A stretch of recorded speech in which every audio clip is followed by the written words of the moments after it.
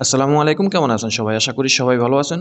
Saudi আরবের domestic ওয়ার্কারদের জন্য একটা গুরুত্বপূর্ণ গুড নিউজ মানব সম্পদ মন্ত্রণালয় থেকে জানিয়েছে। তারা গেজেট প্রকাশ করছে যে এখন থেকে সৌদি আরবে ডোমেস্টিক ওয়ার্কার যারা আসবেন তাদের জন্য যেই গেজেট প্রকাশ করছে, যেটা আমরা আশাও করতে পারি নাই। কারণ আমরা জানি যে বিগত দিন থেকে ডোমেস্টিক ওয়ার্কাররা কফিলের অনুমতি ছাড়া কাফালা হতে পারতো না।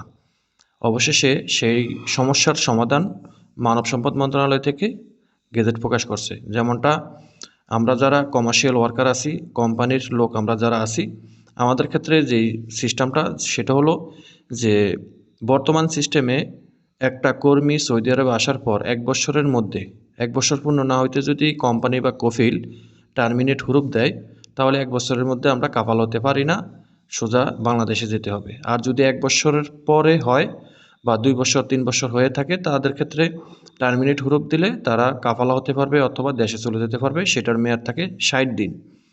ঠিক একইভাবে বর্তমানে এই ২০২৬ ফেব্রুয়ারির ১৫ তারিখে গেজেট প্রকাশ করছে, আপনারা স্ক্রিনে ফলো করেন।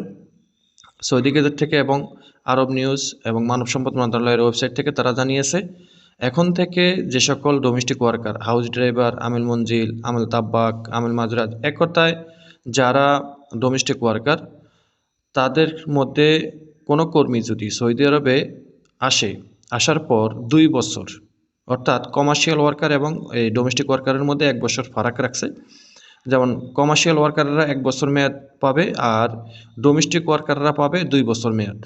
আপনি সৌদি আরবে ডোমেস্টিক ওয়ার্কার হয়ে যদি আপনি আমিল মঞ্জিল, সাওয়াক খায়েস হয়ে আসেন, অর্থাৎ হাউস ড্রাইভার বা হাউস কিপার বা রান্নাবান্নার কাজের লোক হয়ে আসেন, তাহলে আপনার ক্ষেত্রে ২ বৎসর একটা ট্রায়াল পিরিয়ডের সময় থাকবে, যে এই ২ বৎসরের মধ্যে আপনার কফিল যদি আপনাকে টার্মিনেট করে, এখন থেকে টার্মিনেট করতে হবে। সোজা হুরুপের সিস্টেম বাতিল হয়ে গেছে। এখন থেকে আর ডোমেস্টিক ওয়ার্কারদের কফিল আপনাকে হুরুপ দিতে পারবে না। হুরুপ দেওয়ার আগে আপনাকে আগে টার্মিনেট করতে হবে। তো টার্মিনেট যদি করে ২ বছরের মধ্যে, তাহলে আপনার হাতে ৬০ দিন মেয়াদ থাকবে, ২ মাস। এই ২ মাসের মধ্যে আপনি সৌদি আরব ত্যাগ করতে হবে। এই ২ মাসের মধ্যে আপনি কাফালা হতে পারবেন না যদি আপনার ২ বছর পূরণ না হয়।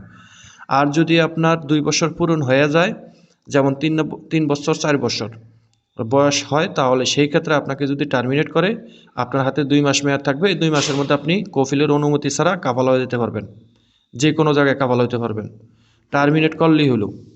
টার্মিনেট করলে ২ মাসের মধ্যে আপনি যে কোনো জায়গায় কাফালা হতে পারবেন। মনে রাখবেন, ২ বছর পরে যদি হয়। সৌদি গেজেট থেকে প্রকাশ করছে যে কোনো কর্মী যদি সৌদি আরবে আসার পর ২ বছরের মধ্যে নিয়োগকর্তা তাকে টার্মিনেট করে, তাহলে সে ৬০ দিন মেয়াদ থাকবে। এই ৬০ দিনের মধ্যে সে সৌদি আরব ত্যাগ করতে হবে। যদি সৌদি আরব ত্যাগ না করে, তাহলে তাকে অবৈধ ঘোষিত করা হবে। আর যদি কোনো কর্মী সৌদি আরবে আসার ২ বছর পরে, ২ বছর শেষ হওয়ার পরে যদি কোনো নিয়োগকর্তা তাকে টার্মিনেট করে, তাহলে তার হাতে ২ মাস মেয়াদ থাকবে বা ৬০ দিন মেয়াদ থাকবে। এই ৬০ দিনের মধ্যে সে এই দেশে চলে যেতে হবে, অন্যথায় যে কোনো জায়গায় কফিলের অনুমতি ছাড়া সোজা কাফাল হয়ে যেতে পারবে, কোম্পানি বলেন বা যে কোনো নিয়োগকর্তার কাছে বলেন। তো আশা করি বুঝতে পারছেন, ভিডিওটা শেয়ার করে দিবেন। এটা কিন্তু খুবই গুরুত্বপূর্ণ একটা ভিডিও। ভিডিওটা যদি ভালো লাগে থাকে অবশ্যই শেয়ার করে দিবেন। আপনার ফেসবুকে, ইমোতে, হোয়াটসঅ্যাপে, আপনার ইউটিউব চ্যানেলে শেয়ার করে দিবেন। যদি চ্যানেলে নতুন হন, চ্যানেলটা সাবস্ক্রাইব করে রাখবেন। পরবর্তী ইম্পর্টেন্ট ভিডিও পাওয়ার জন্য অবশ্যই বেল আইকনটা অন করে রাখবেন। সবাই ভালো থাকবেন। আল্লাহ হাফিজ।